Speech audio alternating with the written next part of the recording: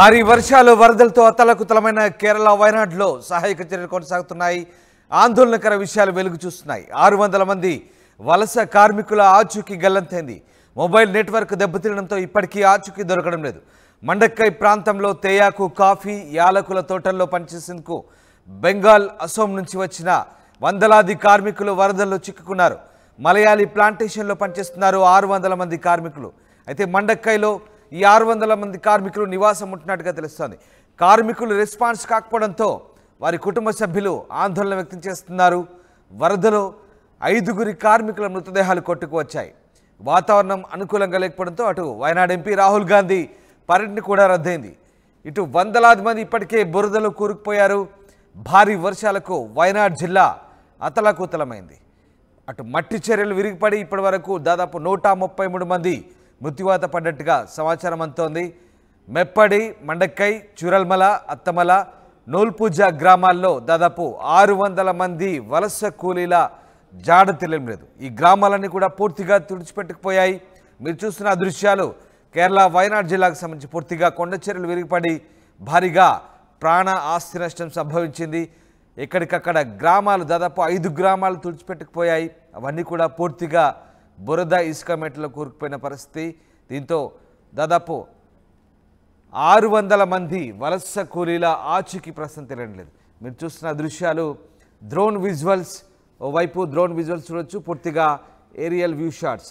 ఆ గ్రామాలకు సంబంధించి మట్టి పిల్లలు పూర్తిగా కొండ చర్యలు విరిగిపడంతో కొండ చర్యల కింద దాదాపుగా చాలామంది చిక్కుకున్నట్టుగా తెలుస్తోంది. అయితే ఇప్పటి వరకు 133 మంది చనిపోయినట్టుగా అధికారికంగా నిర్ధారించారు. ఇంకా 600 మంది వలస కూలీల జాడ తెలియాల్సి ఉంది. వీళ్ళంతా కూడా పశ్చిమ బంగాల్, అసోం నుంచి తేయాకు, అలాగే యాలకుల తోటల్లో పనిచేసేందుకు, టీ ఎస్టేట్స్లో పనిచేసేందుకు ఈశాన్య రాష్ట్రాల నుంచి వచ్చిన వలస కూలీలుగా చెప్తున్నారు.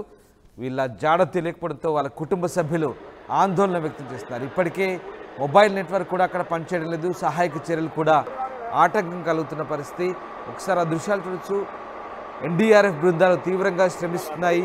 పూర్తి స్థాయిలో సహాయక చర్యలో నిమగ్నమైన పరిస్థితి. కేంద్ర బలగాలు, ఆర్మీ కూడా రంగంలోకి దిగిన పరిస్థితి. హెలికాప్టర్ల ద్వారా కూడా ఆ ప్రాంతాలంతా కూడా జల్లెడ పట్టారు. ఎక్కడెక్కడ మృతదేహాలు ఉన్నాయన్న కోణంలో కూడా పోలీసులు పూర్తిగా భద్రతా బలగాలు ఆ ప్రాంతాన్ని జల్లెడ పట్టిన పరిస్థితి. ఎక్కడెక్కడ ఎలాంటి చర్యలు తీసుకోవాలో పూర్తి స్థాయిలో అధికారులు నిమగ్నమైన పరిస్థితి. అయినప్పటికీ కూడా ఇంకా వాతావరణం అనుకూలించలేదు. ఇంకా కొన్ని చోట్ల వర్షాలు కురుస్తూనే ఉన్నాయి. మరికొన్ని చోట్ల చిన్నపాటి కొండ చర్యలు విరిగిపడుతున్న పరిస్థితి. అయితే పూర్తిగా బురద మేట వేసి ఉన్న పరిస్థితి. ఇళ్ళకిళ్ళే పూర్తిగా బురదలో కూరుకుపోయిన పరిస్థితి. చాలా గ్రామాలన్నీ కూడా కొండ చర్యల్లో చిక్కుకున్న పరిస్థితి. అయితే 600 మంది వలస కూలీల పరిస్థితి ఏంటి? మరి వారు బతికే ఉన్నారా లేదా కొండ చర్యల విరిగిపడ్డ కొండ చర్యల శిథిరాల కింద సమాధయ్యారా? ఏం జరుగుతుందనేది మాత్రం ఇంకా తెలియాల్సి ఉంది. చలియార్ నదిలో డెడ్ బాడీలు తేలియాడుతుంటే ఒక్కసారిగా అక్కడ పరిస్థితులు హృదయ విదారకంగా కనిపిస్తున్నాయి. వందలాది మృతదేహాల నదిలో కొట్టుకు వస్తుంటే ఒక్కసారి కేరళలో వరదల దుస్థితి ఏ రకంగా ఉందో మనకు అర్థం పడుతోంది.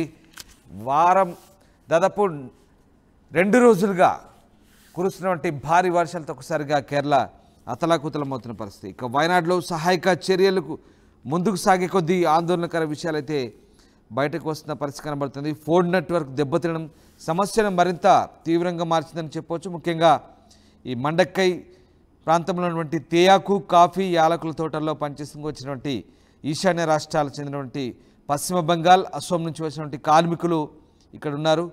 చాలామంది ఇక్కడి మలయాళీ ప్లాంటేషన్లో పనిచేస్తున్నటువంటి సమాచారం అంతోంది. అయితే 600 మందికి సంబంధించినటువంటి నెట్వర్క్ ప్రస్తుతానికి ఆ మొబైల్ నెట్వర్క్ పనిచేయడం లేదు. పూర్తిగా అక్కడ వాతావరణ పరిస్థితులు కూడా అనుకూలంగా లేని సిచ్యువేషన్. దీంతో అసలు ఏం జరుగుతుంది, ఆ కార్మికుల జాడ ఏంటి, వాళ్ళంతా క్షేమంగా ఉన్నారా లేదంటూ వాళ్ళ కుటుంబ సభ్యులంతా ఆందోళన వ్యక్తం చేస్తున్న పరిస్థితి. ఇప్పటికే వయనాడ్ జిల్లా కేంద్రంలోని ఆసుపత్రిలో విషాద ఛాయలనుకుంటున్నాయి. మృతదేహాలను వారి బంధువులకు అప్పగించే పనులు చేస్తున్నారు అధికారులు. చాలా హృదయ విదారక ఘటన. అసలు ప్రకృతి ప్రకోపానికి గురైనటువంటి కేరళ వయనాడ్లో వర్షాకాలం వచ్చిందంటే చాలు కొండ చర్యల ప్రాంతంలో, ముఖ్యంగా కేరళ ప్రాంతంలో అసలు ఏం జరుగుతుందనే భీభత్స భయానక పరిస్థితులు ఇంకా కళ్ళకు అద్దం పడుతున్నాయి, కళ్ళకు కట్టినట్టుగా కనబడుతున్నాయి. 2018 వరదలు, 2020 వరదలు భారీగా ప్రాణ నష్టం సంభవించినప్పటికీ కూడా, ప్రకృతి ప్రకోపం సంభవించినప్పటికీ కూడా ఎందుకు దీనికి సంబంధించినటువంటి ఆ గుణపాఠం నేర్చుకోవడం లేదు కేరళ ప్రభుత్వం. కానీ అక్కడ ఏం చేస్తుంది, ముఖ్యంగా ఫ్లడ్ మేనేజ్మెంట్, రివర్ మేనేజ్మెంట్, అలాగే ఈ బ్రిడ్జ్ మేనేజ్మెంట్ కూడా ఎందుకు ప్రకృతి విలయం సంభవించినప్పుడు ప్రాణ నష్టం జరగకుండా చర్యలు తీసుకునే ముందస్తు ప్రణాళికలు రచించడం లేదన్నది ఇక్కడ $1 మిలియన్ ప్రశ్న. మీరు చూడొచ్చు ఆ దృశ్యాలు. కాఫీ టీ ఎస్టేట్స్ ప్రాంతంలో హెలికాప్టర్లు, ప్రైవేట్ చాపర్లు అక్కడ ఆ హెలికాప్టర్లు మృతదేహాల జాడ కోసం గాలిస్తున్న దృశ్యాలు మనకు కనబడుతున్నాయి. పూర్తిగా బురద కూరుకుపోయింది. బహుశా ఆ బురద కింద ఎంతమంది ఉండుంటారనేది మాత్రం తెలియలేదు. అవి వెలికి తీసేందుకు చాలా టైం పడుతోంది. సహాయక చర్యలకు అక్కడ ఆర్మీ, స్థానికంగా ఉన్నటువంటి ఎన్డీఆర్ఎఫ్ బృందాలు, స్థానిక అధికారులు, కేరళ పోలీస్ బృందం వీళ్ళంతా కూడా తీవ్రంగా శ్రమిస్తున్నారు. కానీ ఎక్కడికక్కడ బురద మేట వేసింది. ఒకసారి హెలికాప్టర్తో గాలిస్తున్న దృశ్యాలు మీరే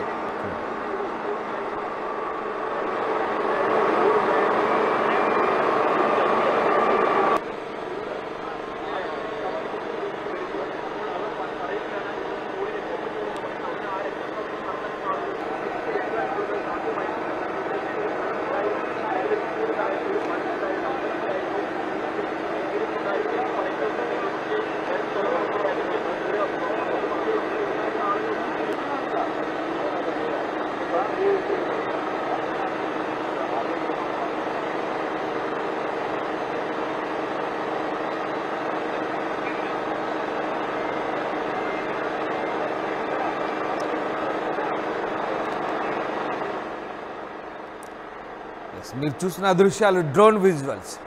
మెప్పడి, మండక్కై, చురల్మల, అత్తమల, నూల్పూజ గ్రామాలకు సంబంధించిన దృశ్యాలు మీరు చూడొచ్చు. దాదాపు 600 మంది వలస కూలీలు ఈ గ్రామాల్లో చిక్కున్నారు. పూర్తిగా కాఫీ, తేయాకు, అలాగే యాలకుల తోటల్లో అక్కడ వీళ్ళంతా కూడా పనిచేస్తున్నారు. ఆయా ప్రాంతాల్లో ఎక్కువగా ఈశాన్య రాష్ట్రాల నుంచి వచ్చిన కూలీలే ఉన్నట్టుగా తెలుస్తుంది.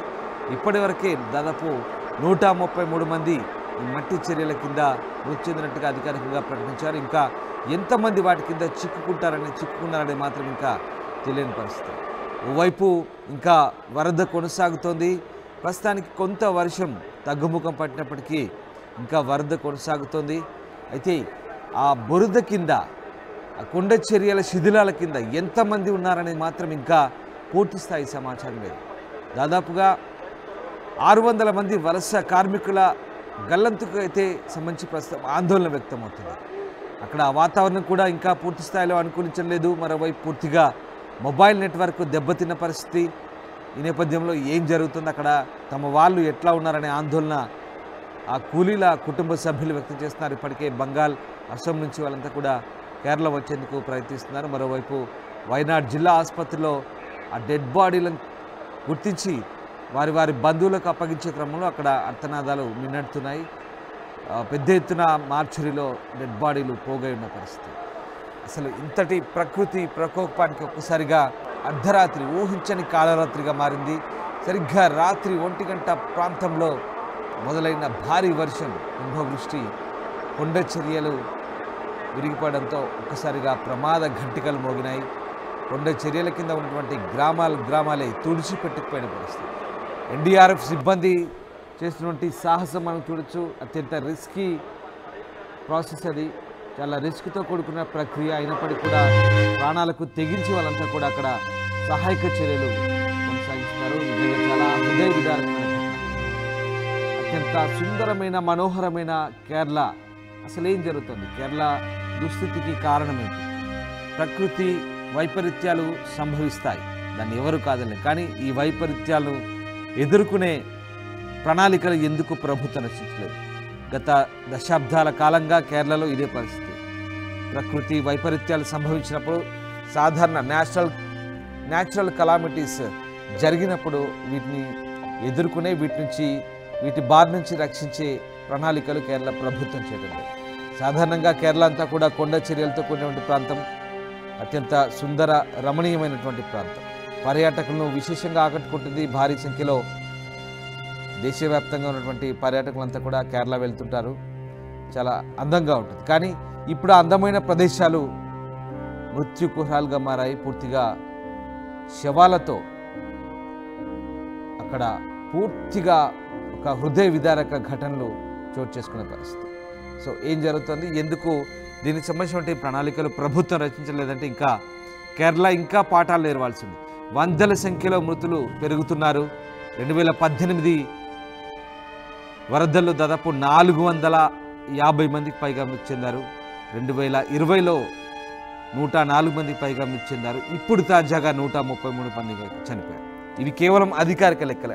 అనధికారికంగా ఇంకా ఎంతమంది చనిపోయారు ఆయా సందర్భాలు అనేది దానికి లెక్కలేదు. కానీ ఇంకా కూడా కేరళ ప్రభుత్వం దీనికి సంబంధించినటువంటి అలర్ట్ జారీ చేసే క్రమంలో కావచ్చు, ప్రజల్ని అప్రమత్తం చేయడంలో విఫలమైందనే విమర్శలు వినిపిస్తున్నాయి. ఎస్, ఆ దృశ్యాలు చూడొచ్చు. అందమైన కాఫీ తేయాకు తోటల మధ్య ఉన్నటువంటి ఆ నివాస సముదాయాలు ఇప్పుడు పూర్తిగా శవాల తిబ్బలతో కూడుకున్న పరిస్థితి, పూర్తిగా బురద మేటి వస్తున్న పరిస్థితి. అయినప్పటికీ ఆ బురదలో ఇంకా శవాలు చిక్కుని ఉన్నాయి. హెలికాప్టర్ల ద్వారా రెస్క్యూ చేస్తున్నారు. చూడండి ఒకసారి ఆ దృశ్యాలు, ఎంత బాధాకరమైన దృశ్యాలు. అటు ఇటు వెళ్లేందుకు మధ్యలో నది అడ్డంగా ఉంది, చిన్నపాటి వాగులు వంకలు అడ్డంగా ఉన్నాయి. వరద బీభత్సం ఇంకా కొనసాగుతుంది. అక్కడ సహాయక చర్యలకు ఇంకా ఆటంకం కలుగుతుంది. పూర్తిగా మెడికల్ ఎమర్జెన్సీ విధించారు కేరళ వయనాడు ప్రాంతంలో. అధికారులంతా కూడా అక్కడే మెడికల్ క్యాంపులు ఏర్పాటు చేసుకొని ప్రస్తుతానికి సహాయక చర్యలు కొనసాగుతున్నాయి. ఎస్, చూడొచ్చు అంతటి బురద. ఆ బురదలో ఎన్డీఆర్ఎఫ్ సిబ్బంది ఎంత తీవ్రంగా శ్రమిస్తున్నారు, ప్రాణాలకు తెగించి వాళ్ళు కూడా శ్రమిస్తున్న దృశ్యాలు మనకు కనబడుతూ ఉన్నాయి. పెద్ద ఎత్తున కొండ చర్యలన్నీ కూడా కింద విరిగిపడంతో అదే ఎత్తులో అంతే స్థాయిలో బురద కూరుకుపోయిన పరిస్థితి. కొన్ని మీటర్ల బురద కూరుకుపోవడంతో ఆ లోపల ఎంతమంది చిక్కుకున్నారు, ఇంకా వారి ఆచూకీ జాడ తెలియలేదు. చిక్కుకున్న వాళ్ళు కూడా ఆ వరదలో బురదతో పాటు కొట్టుకుపోయారు. నదిలో శవాలు తేలాడుతున్నాయి. వీళ్ళంతా కూడా ఏంది ఇంతటి హృదయ విదారకమైన ఘటన. అసలు కేరళ వాసులను తలుచుకుంటే నిజంగా బాధాకరమైనటువంటి ఘటన. ఇప్పుడు 600 మంది వలస కార్మికుల పరిస్థితి ఏంటనేది ఇంకా అంతు చిక్కని ప్రశ్న. మండక్కై ప్రాంతంలోని తేయాకు కాఫీ యాలకుల తోటల్లో పనిచేస్తున్నారు. బెంగాల్, అసోం నుంచి వచ్చినటువంటి వందలాది మంది కార్మికులు, ఈశాన్య ప్రాంతాల నుంచి వచ్చినటువంటి వందలాది మంది కార్మికులు ఓ మలయాళీ ప్లాంటేషన్లో పనిచేస్తున్నారు. వీళ్ళంతా కూడా మండక్కై ప్రాంతంలో నివాసం ఉంటున్నారు. అక్కడ స్థానికంగా కొండ చర్యల కింద ఆ హిల్ స్టేషన్లో ఉన్నటువంటి ప్రాంతంలో ఉన్నటువంటి ఇళ్లలో నివాసం ఉంటున్నారు. అర్ధరాత్రి కాళరాత్రిగా మారింది. ఒకసారి కొండ చర్యలు విరిగిపడి నిద్రలోనే చాలామంది మృత్యు ఒడికి చేరుకున్నారు. 600 మంది పరిస్థితి ఏంటి? వాళ్ళంతా కూడా రెస్పాన్స్ కాకపోవడంతో కుటుంబ సభ్యులు ఆందోళన వ్యక్తం చేస్తున్నారు. ఇప్పటికే కేరళకు వస్తున్న పరిస్థితి. వరదలో చాలామంది కొట్టుకుపోయారు. 5 కార్మికుల మృతదేహాలను వరదలో కొట్టుకుపోతుంటే గమనించి ఎన్డీఆర్ఎఫ్ సిబ్బంది బయటకు తీశారు. వాతావరణం అనుకూలంగా లేకపోవడంతో అక్కడ పర్యటించాలనుకున్నటువంటి స్థానిక ఎంపీ రాహుల్ గాంధీ కూడా పర్యటన రద్దు చేసుకున్నారు. ఇప్పటికే వందలాది మంది బురదలో కూరుకుపోయారు. వాళ్ళందరినీ తీయడానికి ఇంకా ఎంత సమయం పడుతుందో తెలియని పరిస్థితి. ఓవైపు ఇండియన్ ఆర్మీ స్థానికంగా ఉన్నటువంటి అక్కడ రెస్క్యూ చేస్తున్న పరిస్థితి. ఇండియన్ ఆర్మీతో పాటు స్థానిక అధికారులు, లోకల్ పోలీస్, రెవెన్యూ సిబ్బంది అంతా కూడా తీవ్రంగా శ్రమిస్తున్నారు. ఎన్డీఆర్ఎఫ్ బృందం తీవ్రంగా శ్రమిస్తోంది. అయినప్పటికీ కూడా ఇంకా చాలామంది ఆచూకీ తెలియని పరిస్థితి. ఇప్పటికే 133 మంది చనిపోయినట్టుగా అధికారికంగా అధికారులు వెల్లడించారు. ప్రధానంగా మెప్పడి, మండక్కై, చూరల్మల, అత్తమల, నూల్పుజ గ్రామాల్లో ఇంకా 600 మంది వలస కూలీల జాడ తెలియలేదు. ఈ గ్రామాలు పూర్తిగా తుడిచిపెట్టిపోయాయి కొండ చర్యల కింద. చలియార్ నదిలో డెడ్ బాడీలు తేలియాడుతున్నాయి. వందలాది మృతదేహాలు కొట్టుకు వస్తున్నాయి. దీంతో ఒక్కసారిగా హృదయ విదారక ఘటన. మీరు చూడొచ్చు ఆ దృశ్యాలు, aerial view shots, drone visuals. అట్లాగే అక్కడ ఎన్డీఆర్ఎఫ్ సిబ్బంది, వందలాది మంది సిబ్బంది, ఎన్డీఆర్ఎఫ్ సిబ్బంది, వాళ్ళంతా కూడా స్థానికులు కాదు, లేదో మృతదేహాలకు వచ్చినటువంటి బంధువులు కాదు, వాళ్ళంతా కూడా ఎన్డీఆర్ఎఫ్ సిబ్బంది స్థానికంగా చిక్కుకున్న వారిని కాపాడేందుకు చేస్తున్నటువంటి తీవ్ర ప్రయత్నం అది. రహదారులు దెబ్బతిన్నాయి. పరిస్థితులు ఏమాత్రం అనుకూలంగా లేవు, ప్రకృతి అనుకూలించట్లేదు. అయినప్పటికీ కూడా అత్యంత సాహసోపేతమైనటువంటి సహాయక చర్యల్లో అక్కడ సిబ్బంది పాల్గొంటున్నారు.